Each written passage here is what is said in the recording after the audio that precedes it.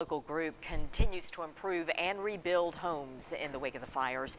Appalachia Service Project brings together volunteers from across the country to repair homes.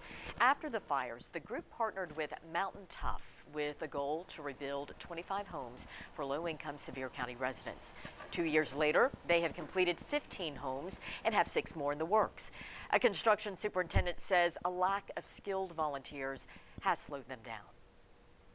Building in this mountainous terrain is more difficult than building on flat ground, of course, mainly with the foundations as well as getting to the house, maybe to side it or hang windows or doors. So that does create an issue, and that creates an issue with our volunteers as well. These crews are working to build homes that are long-lasting. For example, they're using cement board siding, which is more fire-resistant than traditional materials. During the